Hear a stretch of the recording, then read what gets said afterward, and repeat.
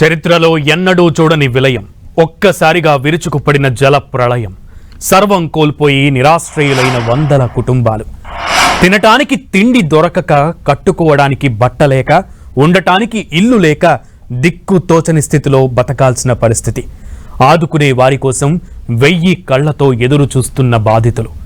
ఖమ్మం జిల్లా ప్రజలకు కన్నీరును మిగిల్చిన మున్నేరుపై 10 టీవీ అందిస్తున్న గ్రౌండ్ రిపోర్ట్. ఖమ్మంను మున్నేరు కంట కన్నీరు పెట్టేలా చేసింది, సర్వస్వం కోల్పోయేలా చేసింది. పేద మధ్యతరగతి ఉండే మున్నేరు పరివాహక ప్రాంతంలో ఉన్నటువంటి ఇళ్లు అన్ని కూడా పూర్తిగా లోతట్టు ప్రాంతాల వారి కొట్టుకపోయిన పరిస్థితి, కట్టు బట్టలు తప్ప ఏమీ మిగలని స్థితి. ఏం చేయాలో అర్థం కాక బంధువులకు, ప్రభుత్వ అధికారులకు, ప్రభుత్వానికి ఆర్తనాదాలు చేస్తున్నారు. ఆదుకోండి మహాప్రభు అంటూ కూడా వేడుకుంటున్నారు. లక్షల రూపాయలు సంపాదించినా ఇప్పుడు పూటకి అన్నం లేని పరిస్థితి. చెంటి పిల్లలను చేతిలో పట్టుకొని పాల కోసం ఎదురు చూస్తున్న దుస్థితి ఖమ్మం మున్నేరు మిగిల్చింది. ఖమ్మం మున్నేరు కన్నీటి గాథపై 10 టీవీ గ్రౌండ్ రిపోర్ట్. మున్నేరు వాగు ఖమ్మం ప్రజలకు కన్నీరే మిగిల్చింది. మున్నేరుకు వరద ఉప్పొంగటంతో బ్రిడ్జిపై 9 మంది ప్రాణాలు అరచేతిలో పెట్టుకుని గడియ గడియకో గండంలా బతికారు. 14 గంటల పాటు కాపాడాలంటూ ఆర్తనాదాలు చేశారు. పనులు చేసుకుంటుండగా మున్నేరుకు వరద ఒక్కసారిగా పోటెత్తింది. వాగు ఉప్పొంగటంతో 9 మంది బ్రిడ్జిపైనే చిక్కుకున్నారు. చివరకు 14 గంటల పాటు శ్రమించిన తర్వాత వరదలో చిక్కుకున్న వారిని స్థానికులు కాపాడారు. మరింత సమాచారాన్ని మా ప్రతినిధి సైదులు అందిస్తారు. ఖమ్మం మున్నేరు వరద కన్నీటిని మిగిల్చింది. 9 మంది ప్రాణాలు అరిచేతులో పెట్టుకుని దాదాపు 14 గంటల పాటు బిక్కుబిక్కుమంటూ కూడా జీవనం సాగించారు. కాపాడండి అని కూడా ఆర్తనాదాలు చేశారు. ప్రస్తుతం మనం మున్నేరు బ్రిడ్జి మీద ఉన్నాం. చూడొచ్చు, ఈ మున్నేరే వాగు పొంగి పొరలడంతో దాదాపుగా చుట్టుపక్కల ప్రాంతాలన్నీ కూడా జల దిగ్బంధనంలో కూరుకుపోయిన పరిస్థితి. ఇక్కడే 9 మంది కూడా ఉండిపోయిన పరిస్థితి మనం చూస్తున్నాం. మొత్తం కలవట్లు కూడా పూర్తిగా కొట్టుకుపోయాయి. ఏ వస్తువు కూడా లేనటువంటి పరిస్థితి. ఇక్కడ స్తంభాలు, విద్యుత్ స్తంభాలు, డాబాలు, మొత్తం ఇంట్లో ఉన్నటువంటి సామాన్లు ప్రతిదీ కూడా లేకుండా కొట్టుకుపోయాయి. కేవలం కట్టు బట్టలు మాత్రమే మిగిలాయి. చూడొచ్చు, మున్నేరు పరివాహక ప్రాంతం మొత్తం కూడా పూర్తిగా జల దిగ్బంధంలో కోరుకుపోయి మొత్తం రాళ్లే మిగిలినాయి. కట్టుబాటు మొత్తం కూడా కొట్టుకుపోయిన పరిస్థితి అయితే మనం చూస్తున్నాం. విజువల్స్ లో క్లియర్ గా చూడొచ్చు, మొత్తం మున్నేరు ఎంతవరకు ప్రవహించింది అన్నది కూడా మనకు స్పష్టమవుతుంది. ఈ బ్రిడ్జి మీదనే 9 మంది అరిచేతుల్లో ప్రాణాలను పెట్టుకుని బిక్కుబిక్కుమంటూ కూడా 14 గంటల పాటు గడిపారు. అటు రాష్ట్ర ప్రభుత్వం ఆదుకుంటుంది. ఎన్డీఆర్ఎఫ్ బృందాలు ప్రత్యేక హెలికాప్టర్ ద్వారా వారందరూ కూడా నేవీ హెలికాప్టర్ ద్వారా సురక్షితంగా బయటపడతారని చూస్తారు. మనతో అసలు 9 మంది ఇక్కడే ఉన్నారు, అడిగి తెలుసుకుందాం. మీరు 9 మందిలో కూడా మీరు ఇక్కడ ఉన్నారు. ఆ రోజు ఏం జరిగింది, అసలు మీరు ఎందుకు ఈ బ్రిడ్జి మీదకి వచ్చారు? మేము కింద వర్క్ చేసుకుంటున్నాం. మా సార్ వాళ్ళది వరల్డ్ కంపెనీ, ఇంకో సార్ వాళ్ళది కట్లమెండ. అందులో నేను వాచ్మెన్ చేస్తా. అన్ఎక్స్పెక్ట్ గా ఈ వెనక భాగం నుంచి వాటర్ తిరిగింది, ముందు భాగం వాటర్ తిరిగింది. లోన్ ఉన్నది, నేను బయటకు వచ్చేసాను. ఇక్కడ మా చెల్లె వాళ్ళు అందరు కలిసి వాళ్ళు తాళాలు, సామాన్లు చదువుకొని తాళాలు వేసుకున్నారు. ఆవు ఒకటి ఉంది, నిండు చూడు ఆవు. ఆ ఆవును కూడా ఇప్పే ప్రయత్నం చేసే లోపల నీళ్లు ఒకేసారి అన్ఎక్స్పెక్ట్ గా అటు పక్క నుంచి ఫ్లోటింగ్ వచ్చేయాలకనే ఎటుపోవాలో అర్థం కాక ఏ దిక్కు దోసక అందరం కలిసి కట్టుకట్టి ఈ బ్రిడ్జి మీదకి వచ్చి బ్రిడ్జి మీద 14 గంటల పాటు నిలబడి ఉన్నాం. అదిగో హెలికాప్టర్ వస్తుంది, ఇదిగో హెలికాప్టర్ వస్తుంది అని చెప్పి పెద్దలు అన్నారు. వాళ్ళు ప్రయత్నాలు వాళ్ళు చేస్తున్నారు, కానీ హెలికాప్టర్ రావడానికి సిగ్నల్ ఉండట్లేదు, అది ఇది అని చెప్పి అనుకొచ్చారు. అయినా భయ ప్రాంతంలో మేము ఉన్నాం. మా పక్క నుండి పాములు వెళ్తున్నాయి, కార్లు కొట్టుకెళ్తున్నాయి, బాడీలు కొట్టుకొచ్చినాయి. అయినా కానీ భయంగా 14 గంటల పాటు మేము నీళ్ళనే ఉన్నాం. ఈ బ్రిడ్జి మీద కూడా 2.5 అడుగుల లోతు నీళ్లు వచ్చినాయి. 12 గంటల వరకు దీని మీద ఉన్నాం. అవతల పక్క నీళ్లు తగ్గినాయి, ఇటు నీళ్లు తగ్గినాయి. అవతల పక్క ఫ్లోటింగ్ ఉంది, ఇటు పక్క దారి కట్ అయిపోయింది. మా వెంకటరమణ గారు దేవుడి దయ, ఆయన గారికి మంచి ఐడియా వచ్చి ఆయన జేసీపీని పంపించి ఇక్కడ అన్నలు ఉన్నారు, ఆ 3 అన్నలు డేర్ చేసి తాడు కట్టి మమ్మల్ని తీసుకొని జేసీపీ ద్వారా బయటకు తీసుకొచ్చారు. ఆ వెంకటరమణ గారికి వాళ్ళందరికీ ధన్యాలు పెట్టుకుని వాళ్ళ కాళ్ళకు వందనాలు చెప్పుకుంటున్నారు. మిమ్మల్ని ఈ బ్రిడ్జి మీద ఉన్నప్పుడు 10 టీవీ పలకరించింది, ఫోన్ లో కూడా మాట్లాడింది. మీరు ధైర్యంగా ఉండాలని కూడా మీకు భరోసా కల్పించింది. మీరు విన్నారు? అసలుకి మేము విన్నాం. ఫస్ట్ మా దగ్గరికి 10 టీవీ వాళ్ళే వచ్చారు. మీకేం భయం లేదు, మీకు అన్ని సదుపాయాలు దొరుకుతాయి అని చెప్పి దయానని చెప్పి భరోసించి వాళ్ళు మా దగ్గరకు వచ్చి ఫస్ట్ మాట్లాడింది 10 టీవీ వాళ్ళు. మీరు చెప్పండి అమ్మా, మీరు, మీ భర్త, పిల్లలు అందరూ కూడా ఇక్కడే ఉన్నారు. అసలు ఏమనిపించింది? భయం ఎట్లా కలిగింది? అసలు భయం ఇప్పుడు అదే అండి. ఇప్పుడు దేవుని మొక్కునేది ఒకటే సార్. మేము ఇప్పుడు నలుగురం కుటుంబంలో ఉన్న నలుగురం మేము ఈడే ఉన్నాం. దేవురైనా వస్తారేమో కాపాడతారేమో అని దేవుణ్ణి మొక్కోవడం తప్ప చేసేది ఏమీ లేదు. ఇప్పుడు మేమైనా మా పిల్లలు ఆనందంగా ఉండాలని ఏ తల్లిదండ్రులైనా కోరుకునేది అదే. ఇప్పుడు మాతో పాటు మా పిల్లలు కూడా పోతారంటే ఆ బాధ అనేది కంపల్సరీ ఉంటుంది. మేము ఈడ ఏడ్చుకుంటూ ఉంటే మా సేటు గారు అమ్మ నీ పిల్లలకి ఏం కాదు, నీ పిల్లలకి నేనున్నా, మనం అందరం పోతే ఒక్కసారే పోదాం, లేకపోతే పిల్లల్ని దేనికైనా ఈ బ్రిడ్జికైనా కట్టేసి ఒకవేళ వరద వస్తే తాళ్ళకు కట్టేసి కనీసం ఎవరైనా కాపాడే వాళ్ళు వస్తే కాపాడైనా కాపాడతారు, నీకు భయం లేదు ఏడవకు అని వాళ్ళు నాకు ధైర్యం చెప్పడం. నేనైతే కోరుకున్నది అదొకటే. మా సేటు గారు ధైర్యం చెప్పబట్టి అట్లా ఆగినాం కాబట్టి ఇప్పుడు ఇట్లా మీతో మాట్లాడుతున్నాం. ఈ విపత్తు మొదలైన దగ్గర నుంచి మీ 10 టీవీ వాళ్ళు ఇచ్చే కవరేజ్, మీరు ఇచ్చే సహకారం మీకు మా టీం అందరి తరఫున కృతజ్ఞతలండి. మీకు మొదట 10 గంటల తర్వాత మా వాళ్ళు ఇక్కడ చిక్కుకున్నారనే విషయం మాకు తెలిసింది. సరే మేము ప్రభుత్వం తరఫున ఏమైనా సహాయ సహకారాలు అవుతాయేమని చెప్పి వాళ్ళ ప్రయత్నాలలో వాళ్ళు ఉన్నారు. సరే ఎన్డీఆర్ఎఫ్ బృందాలకి చెప్పారు, అటు పోతే హెలికాప్టర్లకి వాళ్ళకి చెప్తే ఇటు విజయవాడ నుంచి ఇటు హైదరాబాద్ నుంచి వాతావరణం అనుకూలించట్లేదు, రావడం ఇబ్బంది అవుతుందని చెప్పి మాకు సాయంత్రం 4 గంటల తర్వాత తెలిసింది.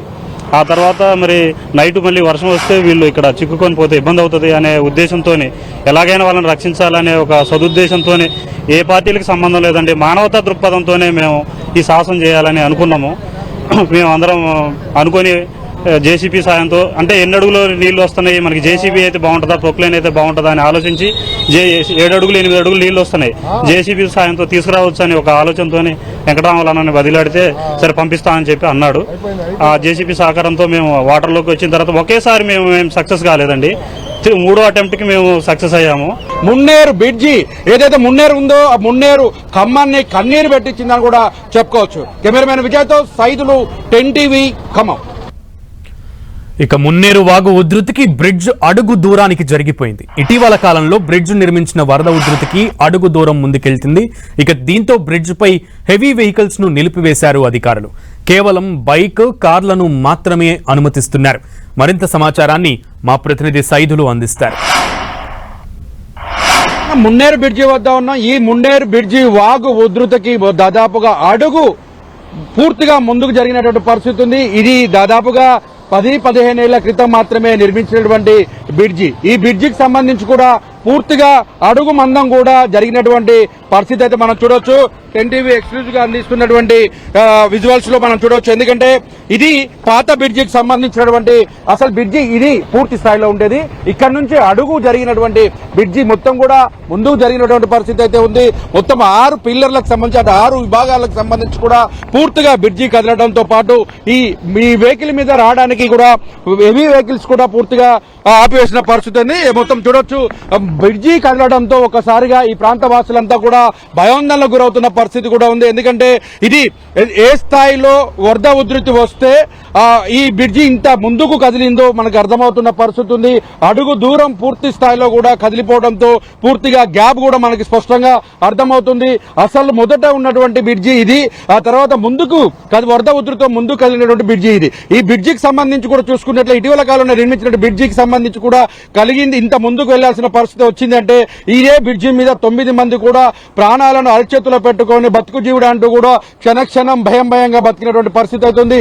వారందరూ కూడా కాపాడేందుకు కూడా స్థానికులు చేశారు. అటువైపు ప్రభుత్వం నుంచి ఎన్డీఆర్ఎఫ్ బృందాలు కావచ్చు, మంత్రి తుమ్మల నాగేశ్వరరావు కూడా ఇక్కడే కూర్చొని వారిని కాపాడే ప్రయత్నంలో చాలా కీలకంగా ఆపరేషన్ కూడా చేసిన పరిస్థితి ఉంది. ఇటువైపు జేసీబీ సహకారంతో కూడా ముందుకు కదిలిన పరిస్థితి అయితే ఉంది. స్పష్టంగా మనకి బ్రిడ్జికి ప్రతిదీ కూడా అడుగు పూర్తిగా కదిలిన పరిస్థితి, మధ్యలో కూడా గ్యాప్ కూడా పెద్దగా వచ్చినటువంటి పరిస్థితి. ఎందుకంటే మామూలుగా దీనికి సంబంధించి కూడా స్ప్రింగ్ కు సంబంధించి కదలడానికి ఫ్రీగా ఉండడానికి కోసం ఏర్పాటు చేసిన స్ప్రింగ్ కూడా పూర్తిగా ముందుకెచ్చి గ్యాప్ రావడంతో ఈ ప్రాంతం అంతా కూడా ఈ వెహికల్స్ వెళ్లడానికి ఇబ్బందిగా మారే అవకాశం ఉంది. ఇప్పటికే మంత్రి తుమ్మల నాగేశ్వరరావు దీనిపైన స్పందించారు. దీనికి సంబంధించినట్టు కూడా పూర్తి స్థాయిలో కూడా సైంటిస్టులను అడిగి దీనికి సంబంధించిన ఎగ్జిక్యూటివ్ సైన్స్ మొత్తం కూడా ఆఫీసర్లతో మాట్లాడి దీనికి బ్రిడ్జికి సంబంధించి ఎలా దీన్ని సెట్ చేయాలి అన్న దాని మీద కూడా పూర్తిగా అధికారులతో చర్చించిన తర్వాత నిర్ణయం తీసుకుంటామని చెప్పారు. అప్పటి వరకు కూడా ఎక్కడ కూడా హెవీ వెహికల్స్ కూడా పైకి రావద్దని కూడా చెప్పారు. కేవలం ద్విచక్ర వాహనాలు, కార్లకు మాత్రమే అనుమతిస్తున్న పరిస్థితి అవుతుంది.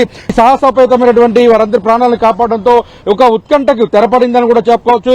9 మంది ప్రాణాలను కాపాడడంతో పాటు ఈ ప్రాంతానికి సంబంధించి అంటే ఇటు కోదాడ, విజయవాడకు సంబంధించి, ఖమ్మం సంబంధించినటువంటి ప్రధాన జాతీయ రహదారికి సంబంధించిన కనెక్టివిటీ బ్రిడ్జి కావడంతో ఈ బ్రిడ్జి కనుక పూర్తిగా కొట్టకపోతే మాత్రం కనెక్టివిటీ పూర్తి స్థాయిలో దెబ్బతినే అవకాశాలు కూడా స్పష్టంగా ఉన్నాయి. మున్నేరు వాగు ఉప్పొంగటంతో పరివాహక ప్రాంతాన్ని వరద ముంచెత్తింది. ఇళ్లలోకి వరద నీరు చేరటంతో బాధితులంతా బిక్కుమంటూ కాలం వెల్లదీస్తున్నారు. ఆదుకునేవారు లేక ఆపన్న హస్తాల కోసం ఆతృతగా ఎదురు చూస్తున్నారు. వరదలతో తీవ్రంగా నష్టపోయామని స్థానికులు ఆవేదన వ్యక్తం చేశారు. మరింత సమాచారాన్ని మా ప్రతినిధి సైదులు అందిస్తారు. మున్నేరు కన్నీటి వెదతో ప్రాంతం అంతా కూడా పరివాహక ప్రాంతం అంతా జల దిగ్బంధనంలో కూరుకుపోయింది. మనం చూస్తున్నాం, ఎటువైపు చూసినా ఎవరిని కదిలిచ్చినా కన్నీటి గాథలు వినిపిస్తున్నాయి. సర్వస్వం కోల్పోయి రోడ్డు మీద ఏం చేయాలో దిక్కుతోచని స్థితిలో కనిపిస్తున్నారు. ఉన్నటువంటి బట్టల్ని, సామాన్లను కడుక్కొని ఇంట్లో పెట్టుకునే ప్రయత్నం చేస్తున్నారు. కొంతమందికి ఇల్లు పూర్తిగా కొట్టుకుపోయిన పరిస్థితి ఉంది.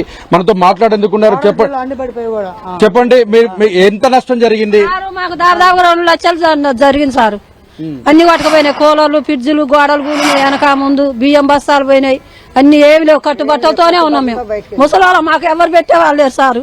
మేము ఎంత బతకాలి చెప్పు? ఒక్కరు కూడా రావట్లేదు సార్. ఇంత బజార్లు చూస్తానికి కూడా రావట్లేదు. గెలిపించేందుకు మేము కాంగ్రెస్ ఇలా ముందుగా చూసురా, తిన్నరా, తినలేదా, బతుకుతురా, బతకట్లేదని చెప్పు. 9 లక్షలు మాట్లాడుకోకుండా వెళ్ళిపోయింది. మరి రేపు ఎట్లా గెలిపిస్తాం మేము? ఇక చెప్పు. ఇంతవరకు వచ్చి ఒక్కరు కూడా బియ్యం ఉన్నాయా లేవా, వండుకుంటురా, తింటా లేదని అడగలేదు. వచ్చి బియ్యం బత్తాలు పోయినాయి, కట్టుబట్టలతో ఉన్నాం మేము. ఏమి లేకోకుండా నిరాధించడం అయిపోయినాం. మీరు చెప్పండి, ఇక్కడ ఎవరు పరామర్శించడానికి కానీ ఎవరు రాలేదా? మీకు పునరావాస కేంద్రాలకు వెళ్ళలేదా? ఉన్న వాస్తవం చెప్తాను. మాకు ప్రతి ఇంటికి కూడా 1,50,000, 2 లక్షల పైనే కానీ లోపలైతే లేదు. ఏ వ్యాపారం చేసుకొని బతికినా 1,50,000 పైన నష్టం. 1,50,000 నుంచి లోపలికి ఎవరికి నష్టం కాలే. 1,50,000 నుంచి 2 లక్షలు, 2,50,000 అట్లా నష్టమైంది. కానీ అసలు దానికి ఈ అధికారం ఉన్న పార్టీ, అనధికారం ఉన్న పార్టీ ముందరొచ్చి బదలించిపోతే అధికారం ఉన్న పార్టీ వచ్చావు వెనక బదలించిపోతాడు. ఇది పద్ధతేనా?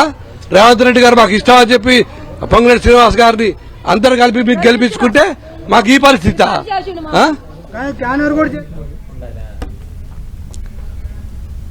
వరద బాధితులకు అన్ని విధాలుగా అండగా ఉంటామన్నారు మంత్రి తుమ్మల. బాధితులకు నిత్యావసర వస్తువులు అందిస్తున్నామన్నారు. త్వరలో ఖమ్మం జిల్లా మామూలు స్థితికి వస్తుందంటున్న తుమ్మలతో మా ప్రతినిధి సైదులు ఫేస్ టు ఫేస్. ప్రకృతి వైపరీత్యాలతో ఖమ్మం మున్నేరు కకలావికలం అయిపోయింది. ప్రభుత్వం సహాయక చర్యలు చేపడుతుంది. వ్యవసాయ శాఖ మంత్రి తుమ్మల నాగేశ్వరరావు ప్రాతినిధ్యం వహిస్తున్నారు. అయితే ఇక్కడ నష్టపోయినటువంటి వారందరికీ కూడా రాష్ట్ర ప్రభుత్వం నుంచి 10 కేజీల బియ్యం, నిత్యావసర వస్తువులతో పాటు బట్టలు కూడా పంపిణీ చేస్తున్న పరిస్థితి. మనతో మాట్లాడేందుకు తుమ్మల నాగేశ్వరరావు సార్, చెప్పండి, బాగా నష్టం జరిగింది. నిత్యావసర వస్తువులు ఎన్ని పంపిణీ చేస్తున్నారు, ఎన్ని గుర్తించారు? నిత్యావసర వస్తువులు ఎన్ని కుటుంబాలకి వరదలో ప్రభావితమైందో అన్ని కుటుంబాలకి పంచమని చెప్పాము. ఈ రోజు వరకు రిలీఫ్ క్యాంపుల్లో భోజనాలు పెట్టాము. ఇంకా అవసరమైతే రిలీఫ్ క్యాంపులు కంటిన్యూ అవుతాయి. వీలైనటువంటి వాళ్ళందరికీ కూడా ఈరోజు నిత్యావసర వస్తువులతో పాటు వాళ్ళకి అవసరమైనటువంటి బట్టలు కూడా ముఖ్యమంత్రి గారి ఆదేశానుసారం అందరికీ పంచడం జరిగింది. ఎక్కడా కూడా ఈ రోజుకి ఖమ్మం పట్టణం 90% శానిటేషన్ కూడా పూర్తయింది. విద్యుత్ శక్తిని పునరుద్ధరించాం. మంచినీళ్లు బ్రహ్మాండంగా వెళ్తున్నాయి. కాబట్టి ఇంకా ఎక్కడైనా వరదకి వచ్చినటువంటి తుక్కు దట్రా ఉంటే దాన్ని కంటిన్యూగా పరిశుభ్రంగా ఖమ్మం మళ్లీ అంటువ్యాధులకి ఏమాత్రం కూడా ఆస్కారం లేని స్థితిలో తయారు చేయమని చెప్పాం. అధికార యంత్రాంగం పూర్తిగా నిమగ్నమైంది. కాబట్టి ఖమ్మం పట్టణం ఈ రోజుకే రెస్టరేషన్ అయిపోయింది. ఇంకా పర్మనెంట్ రెస్టరేషన్ తోటి పాటు కంటిన్యూస్ ప్రాసెస్ లో ఉండే శానిటేషన్ కంటిన్యూ చేస్తారు. శానిటేషన్ సంబంధించి ఎంతమంది సిబ్బందిని ఉపయోగిస్తున్నారు? సుమారు 1000 మంది ఉన్నారు. కనీసం 100 ట్రాక్టర్లు ఉన్నాయి, 50-60 జేసీబీలు ఉన్నాయి, ఒక 70-80 వాటర్ ట్యాంకర్లు ఉన్నాయి, ఫైర్ ఇంజన్లు ఉన్నాయి, ఫైర్ డిపార్ట్మెంట్, అన్ని డిపార్ట్మెంట్లను కూడా మోహమ్మ చేశాం. ఎక్కడా కూడా ఈ పని కాలేదు అనేటటువంటి పరిస్థితి లేదు. నేను 4-5 రోజులు పడుతుంది అనుకున్న దాన్ని 2 రోజుల్లోనే కంప్లీట్ చేసినటువంటి జిల్లా యంత్రాంగానికి, రాజకీయ నాయకులకి, కార్యకర్తలకి, కార్పొరేటర్లకి, ప్రజలందరికీ కూడా ధన్యవాదాలు. మీకు అంతకంటే జ్వరాలు ప్రబలుతున్నాయి, వాటికి సంబంధించి హెల్త్ క్యాంపులు ఎన్ని నిర్వహిస్తాం? ఇంతవరకు లేదు. కంటిన్యూగా ఉన్నాయి. అన్ని డివిజన్లో హెల్త్ క్యాంపులు ఉన్నాయి, మొబైల్ టీమ్స్ కూడా ఉన్నాయి. కంటిన్యూ ఇంటింటికి తిరిగి టెస్ట్ చేయమని చెప్పాను. ఆరోగ్యానికి సంబంధించి అంటువ్యాధులు ప్రబలకుండా ఎన్ని జాగ్రత్తలు తీసుకోవాలో అన్ని జాగ్రత్తలు ఈ ప్రభుత్వం తీసుకుంటుంది. ఖమ్మం నగరం ప్రశాంతంగా ఎప్పుడు ఉండబోతుంది? ఇక 9 నెలల బట్టి ప్రశాంతంగానే ఉంటుంది. ఆరోగ్యంగా ఇప్పుడు ఈ రోజుకే నార్మల్సీ వచ్చింది. ఇంకా చిన్న ఎక్కడైనా మిగిలిపోతే కూడా ఇప్పుడే మీ ముందు అధికారులకు చెప్పాను. ప్రతి నిమిషం ఆరోగ్య విషయంలో గానీ, పరిశుభ్రత విషయంలో గానీ, మంచినీళ్లు, కరెంటు విషయంలో ఎక్కడా కూడా లోటుపాట్లు జరగకుండా చూస్తాం. మొత్తంగా చూసుకున్నట్లయితే వర్షాలకు సంబంధించినటువంటి నష్టపోయినటువంటి ఇళ్లకి అన్నిటిని కూడా తాము పూర్తి స్థాయిలో కూడా వారన్నిటికీ సహాయక చర్యలు చేపడుతున్నాం. మొత్తం శానిటేషన్ సంబంధించి కూడా ఖమ్మం నుంచి తో పాటు మిగతా వరంగల్, నల్గొండకు సంబంధించిన సిబ్బందిని కూడా పూర్తి స్థాయిలో వినియోగించుకుంటామని చెప్తున్నారు. దీనిలో సంబంధించి ఒక బ్లాంకెట్, అదేవిధంగా వాళ్ళు కట్టుకోవడానికి చీరలతో సహా కూడా ఇస్తున్న పరిస్థితి అయితే కనిపిస్తుంది. మొత్తంగా దీనికి సంబంధించినటువంటి నిత్యావసర వస్తువులకు సంబంధించి కూడా అటు 10 కేజీల రైస్, అదేవిధంగా నూనెలు, అవి మంచి నూనె ప్యాకెట్లు కూడా ఇస్తున్న పరిస్థితి అయితే ఉంది. మొత్తంగా దీనికి సంబంధించి ఎవరైతే ఎంతమంది అనే లబ్ధిదారులు కాదు, పూర్తిగా నష్టపోయినటువంటి వారి కుటుంబాలకు మాత్రం లాభం చేకూరాలి, నష్టపోయిన ప్రతి ఒక్కరిని ఆదుకోవాలని చెప్పేసి కూడా చెప్తున్న పరిస్థితి మనం చూడవచ్చు. చేనేత వస్త్ర జౌళి శాఖ నుంచి కూడా మొత్తం పూర్తిగా బ్లాంకెట్లు కూడా ఇస్తున్న పరిస్థితి అయితే ఉంది. ఓవరాల్ గా నిత్యావసర వస్తువులకు సంబంధించి ఒకసారి కాకపోతే రెండోసారి కూడా ఇవ్వడానికి ఎటువంటి ఇబ్బంది లేదని కూడా చెప్తున్నారు. అయితే ప్రభుత్వం ఇచ్చిన 10,000 రూపాయల డబ్బులకు సంబంధించి, ఆర్థిక సాయం సంబంధించి ప్రతి ఒక్కరికి అకౌంట్ లో రేపు నుంచి వేస్తామని చెప్తున్నారు. ఎటు చూసినా కన్నీటి వ్యధే. మున్నేరు మిగిల్చిన కన్నీరుతో ఖమ్మం జిల్లా ఇప్పుడిప్పుడే కోలుకుంటుంది. మున్నేరు వరదలతో తమకు శాశ్వత పరిష్కారం చూపించాలని స్థానికులు ప్రభుత్వాన్ని వేడుకుంటున్నారు. ప్రకృతి వైపరీత్యంతో మున్నేరు పరివాహక ప్రాంతాలకు సంబంధించి పూర్తిగా మదిర, ఖమ్మం, పాలేరు నియోజకవర్గాల్లో నెలకొన్నటువంటి విలియా తాండవంతో కట్టుబట్టలతో మిగిలిన నిరాశ్రయులు ఇప్పుడు ఈ ఇళ్లకు చేరుతున్నారు. ఇప్పుడిప్పుడే బంధువుల సహకారంతో కట్టుబట్టలతోనే ఉంటూ ఆర్తనాదాలతో ఎదురు చూస్తున్న పరిస్థితి. ఇప్పటికే ప్రభుత్వం 7,500 ఇళ్లు నేలమట్టమయ్యాయని గుర్తించింది. దాదాపు 1,00,000 ఎకరాల పంటలు పూర్తి స్థాయిలో కూడా ఎండిపోయాయని కూడా గుర్తించి ఇప్పటికే సహాయక చర్యలు చేపడుతున్నట్టు అధికారులు, IAS, IPS తో పాటు మంత్రులు కూడా ప్రత్యక్షంగా పాల్గొంటూ సహాయక చర్యలు చేపడుతూ బాధితులకు అండగా నిలిచే ప్రయత్నం అయితే చేస్తున్నారు. ఓవరాల్ గా చూసుకుంటే ప్రకృతి వైపరీత్య కన్నెర్రకు పూర్తి స్థాయిలో కూడా పేద ప్రజలు బలైపోయారని చెప్పుకోవచ్చు. కోలుకోవడానికి దాదాపు 4-5 ఏళ్లు పడుతుందని కూడా ఆవేదన వ్యక్తం చేస్తున్నారు. జీవితకాలం సంపాదించిన సంపాదన అంతా ఒక్కసారిగానే వరదల ముప్పుల్లో కొట్టుకుపోయిందని కన్నీరు మున్నీరుగా వెలిపిస్తున్నారు. కెమెరామెన్ విజయ్తో సైదులు, 10 TV, ఖమ్మం.